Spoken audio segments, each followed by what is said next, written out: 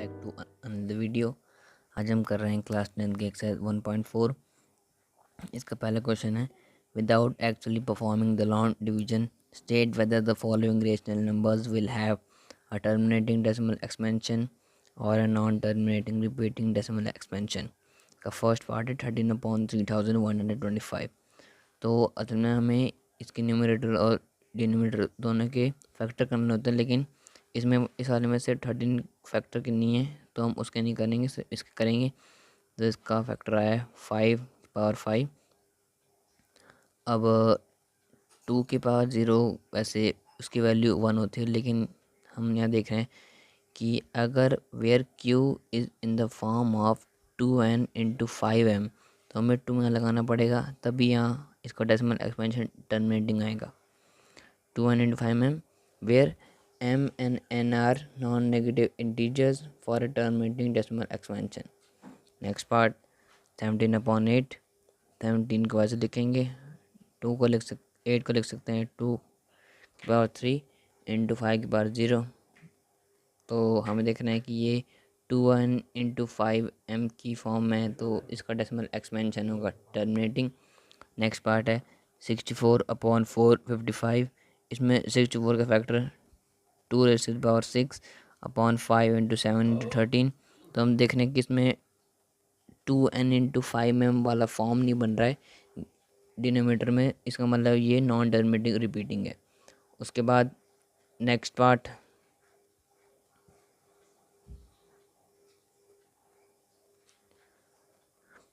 15/1600। इसमें 15 के फैक्टर होंगे 3 इंटू 5। 1600 के फैक्टर ने 2⁻6 इंटू 5⁻2।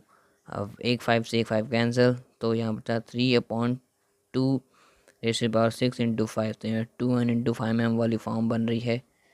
यहाँ पे अगर हम 1 लिखें ना लिखें उससे फ़र्क नहीं पड़ता। तो यहाँ 2n इंटू 5m, तो टर्मिनेटिंग डेसिमल एक्सपेंशन का नेक्स्ट पार्ट 29/343। तो 29 के फैक्टर नहीं होते तो 29 ऐसे लिखेंगे। 343 के फैक्टर होते हैं 7 इंटू 7 इंटू 7, तो 7⁻3। तो इसमें फिर से 2n इंटू 5m वाली फॉर्म नहीं बन रही है, तो यहाँ नॉन टर्मिनेटिंग रिपीटिंग। उसके बाद 6/23/2⁻3 इंटू 5⁻2। यहाँ पे कुछ करने की ज़रूरत नहीं है, क्योंकि यहाँ पे पहले से 2n इंटू 5m वाली फॉर्म है, तो सीधा हम टर्मिनेटिंग लिख देंगे। उसके बाद नेक्स्ट पार्ट 129/2⁻2 5⁻7 एंड 7�5। तो उसमें हम देख रहे हैं 2n इंटू 5m तो है, लेकिन जो ये 7�5 है ये इसमें और ऐड हो गया है, और ऊपर वाले के फैक्टर होंगे नहीं जिससे कि हम काट सकें, इसलिए ये नॉन टर्मिनेटिंग रिपीटिंग। उसके बाद नेक्स्ट पार्ट 6/15। तो इसमें 2 इंटू 3 अपॉन 3 इंटू 5। 6 को हम 2 इंटू 3 लिख सकते हैं, 15 को 3 इंटू 5। 3 से 3 कैंसिल, 2/5 हमने लिखा और फिर 2 उसके पास 0 इज इक्वल टू 1। तो यहाँ हो गया 5m इंटू 2n, तो टर्मिनेटिंग। अब इसका नेक्स्ट पार्ट है 35/50। तो 35 का फैक्टर होते हैं 7 इंटू 5। 50 के 2 इंटू 5 की पावर 2। एक 5 से एक 5 कैंसिल, तो 7/2 इंटू 5। तो ये हो गया टर्मिनेटिंग। उसके बाद इसका लास्ट पार्ट 77/210। 77 के फैक्टर होते हैं 11 इंटू 7, और यहाँ 2 इंटू 3 इंटू 5 इंटू 7, 7 से 7 कैंसिल। उसके बाद 11/2 इंटू 3 इंटू 5। अब यहाँ 2 और 5 था, लेकिन यहाँ 3 भी ऐड हो गया, इसका मतलब non terminating repeating. Next question, write down the decimal expansions of those rational numbers in question 1 above which have terminating decimal expansions. इसका फर्स्ट पार्ट मैं इसलिए कह रहा हूँ क्योंकि इसमें ऐसा कोई पार्ट है नहीं, लेकिन फर्स्ट क्वेश्चन में जिन जिन रेशनल नंबर्स का टर्मिनेटिंग डेसिमल एक्सपेंशन आया था उनका हमें निकालना है डेसिमल एक्सपेंशन, और दो रेशनल नंबर क्वेश्चन नंबर। ठीक है, तो पहला पार्ट है 13/3125। तो 13/5 की पावर 5। अब हम देख रहे हैं कि यहाँ पे नीचे पे एक फॉर्म थी 2n इंटू 5m। तो हमें क्या करना है, और जितनी पावर यहाँ है उतनी पावर हमें यहाँ भी लेनी है, बस यहाँ पे 2 डालना है। अगर यहाँ पे 2 है तो यहाँ पे 5 डालेंगे, और अगर यहाँ पे 5 है तो यहाँ पे 2 डालेंगे। वैल्यू दोनों की सेम रखेंगे और न्यूमरेटर और डिनोमिनेटर दोनों से इंटू कर देंगे। तो 2 की पावर 5 होता है 32 इंटू 13 अपॉन, ये दोनों पावर सेम है तो हमने एक पढ़ा था फॉर्मूला कि a m into b m is equals to a b m. तो इसका मतलब ये ए है, ये बी है और ये एम है। तो a m into b m is equals to a b m. तो इसकी वैल्यू आई 416, इसकी वैल्यू आई 10 की पावर 5। तो 416 अपॉन 10, 1 के बाद 5 ज़ीरो कर देंगे। उसके बाद यहाँ पे 1 2 3 4 5 ज़ीरो हैं, तो यहाँ पे पॉइंट था तो 1 2 3 4 5, तो यहाँ पे 2 ज़ीरो आएंगे, 0.00416। अब इसका नेक्स्ट पार्ट 17/8। 17 के फैक्टर कुछ होते हैं 17/2 रेटेड टू पावर 3। अब मैंने आपको पहले कही थी कि अगर यहाँ पर 2 है तो यहाँ पर 5 होगा, लेकिन पावर सेम होगी। तो हमने कर दिया 5 की पावर 3 अपॉन 5 की पावर 3 इंटू कर दिया इससे। तो 5 की पावर 3 होती है 125, 17 इंटू 125 अपॉन 2 इंटू 5 होल की पावर 3। उसके बाद 125 into 17 is equals to 2125 upon 10 raise to power 3। उसके बाद 2125 अपॉन 1000 इज इक्वल्स टू, यहाँ 3 ज़ीरो हैं तो यहाँ 1 2 3 यहाँ पर आएगा पॉइंट, तो 2.125। Next part 15/1600 is equal to 5 raise to power 3 upon 2 raise to power 6 into 5 raise to power 2। हम देख रहे हैं कि यहाँ पे पावर इसकी 6 है, यहाँ पे 2 है, तो हम इस पावर में कितना ऐड करें कि इस पावर को भी हम 6 बना लें। तो हम इसमें 4 ऐड कर सकते हैं। तो सेम करेंगे 5 raise to power 4 upon 5 raise to power 4 into करेंगे तो 4 इससे प्लस होगी, क्योंकि हमने एक और हमें फॉर्मूला था पता कि ये था a m into a n is equals to a m plus n. ठीक है, तो यहाँ 2, ये एम है, ये एन है और ये ए है, तो 2 + 4 = 6 होता है।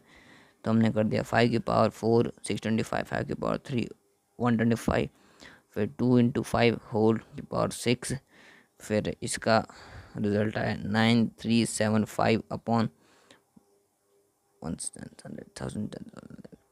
10 lakh upon is equals to 0.009375। यहाँ 1 2 3 4 5 6 ज़ीरो हैं, तो यहाँ 1 2 3 4 5 6 ज़ीरो जाएगा, यानी यहाँ पे 1 ज़ीरो, यहाँ पे 1 ज़ीरो आएगा। नेक्स्ट पार्ट है इसका 23/2 raise to power 3 into 5 raise to power 2 is equals to 23/2 raise to power 3 into 5 raise to power 2। यहाँ पे भी सेम होगा, बस हमें एक 5 ऐड करना है ताकि यहाँ भी इसकी पावर 3 हो जाए। तो हम इंटू 5/5 करेंगे। उसके बाद 5 into 23 is equals to 115 upon 2 into 5 whole की power 3 is equal to 115 upon 1000 is equal to 0.115।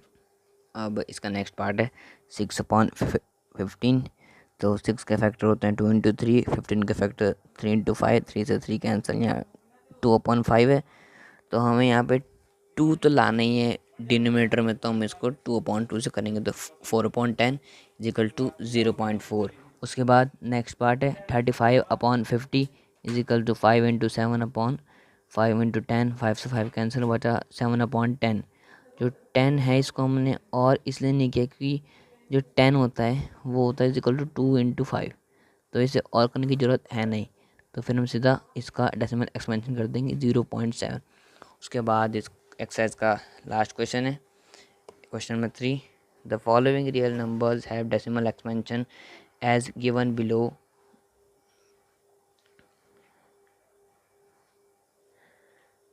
In each case, decide whether they are rational or not. If they are rational and of the form P upon Q, what can you say about the prime factors of Q? तो हमें ये बोल रहा है कि ये है ये रियल नंबर्स हैं जिनके डेसिमल एक्सपेंशन है। अब हमें हर केस में ये देखना है कि अगर वो रेशनल है तो हमें उसको ये दिखाना है कि वो P/Q की फॉर्म में अगर होगा तो जो Q होगा उसके प्राइम फैक्टर्स क्या होंगे। ठीक है, तो फर्स्ट पार्ट है इसका 43.123456789। तो हम देख रहे हैं कि ये टर्मिनेटिंग है, इसके आगे कुछ और नहीं है, ना कोई आगे नंबर है ना कोई डैश लगा है, इसका मतलब ये एक टर्मिनेटिंग है। टर्मिनेटिंग है इसका मतलब ये रैशनल है। तो हम क्यू के बारे में क्या कहेंगे, जो हमने यहाँ भी देखो, यहाँ भी मैंने आपको था बताया क्यू के बारे में कि for q we can say that the prime factorization of q is in the form of 2n into 5m। उसके बाद नेक्स्ट पार्ट